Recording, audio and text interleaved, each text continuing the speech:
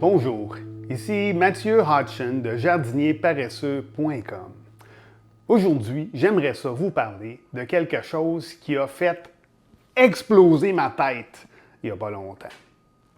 C'est quelque chose que je savais en théorie, mais que j'avais jamais pris le temps de vraiment regarder en pratique.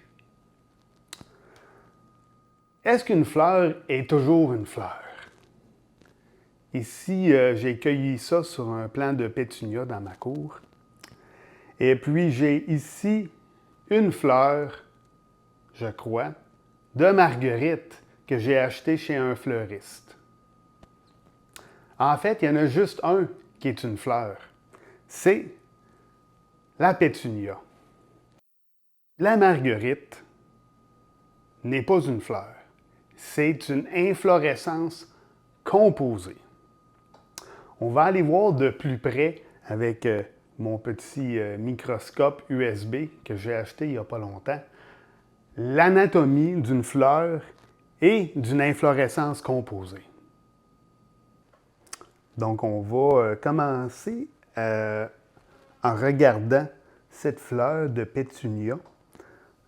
Donc, on voit ici le réceptacle, ici les sépales qui ressemblent à des feuilles. Dans ce cas-ci, c'est vert, les sépales sont vertes, mais ils pourraient être d'une autre couleur dans d'autres fleurs. Bon, ensuite, ici, on voit les pétales. Donc, il y a plusieurs pétales, mais on voit que les pétales, dans le cas de la pétunia et de d'autres fleurs, sont soudés ensemble.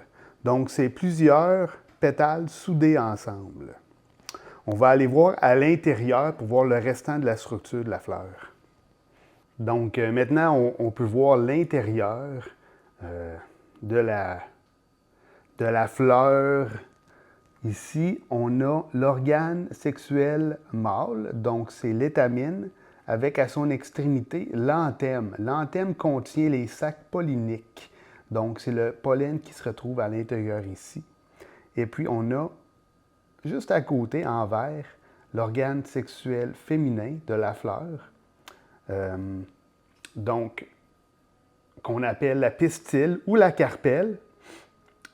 L'extrémité, c'est le stigmate. Donc, le pollen va rentrer par ici et descendre par le style jusqu'à l'ovule qui est ici et qui contient l'ovaire, je veux dire, qui contient des ovules. Et donc, c'est ici que va s'opérer la magie de la vie.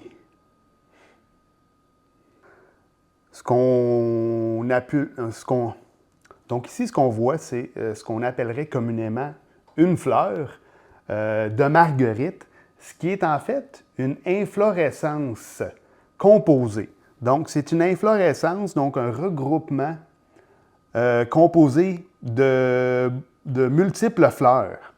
Donc, le centre de l'inflorescence, c'est le disque ici. Et puis, chaque petit point qu'on voit est une fleur tubulaire, un fleuron, si on peut, tubulaire, parce que chaque fleur ici est en forme de tube. Ce qu'on appellerait normalement une pétale est en fait une autre sorte de fleur.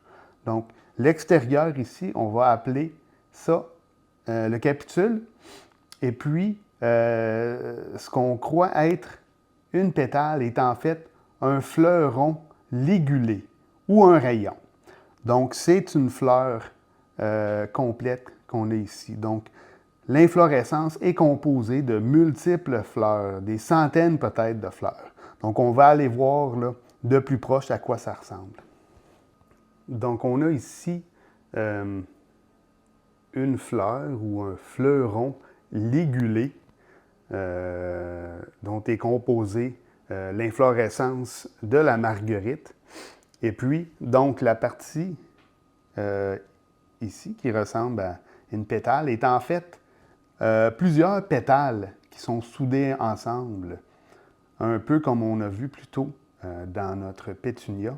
Et puis, on peut voir ici le tout petit stigmate Donc, on voit bien là, que ce n'est pas une pétale, c'est en fait une fleur. Donc, comme on a pu voir, le disque, donc le centre jaune de la marguerite, est en fait composé de plusieurs fleurs ou fleurons qu'on appelle tubulaires. Et puis, on peut voir là, avec le microscope, sa structure. Donc, on voit ici là, qu'il s'agit vraiment là, d'une fleur là, au complet. Les pétales, donc ici. Et puis, là, on est vraiment dans le microscopique. On voit le stigmate, là, qui est juste là. Et puis, je présume là, que l'ovule est à quelque part ici, dans le bas de la fleur.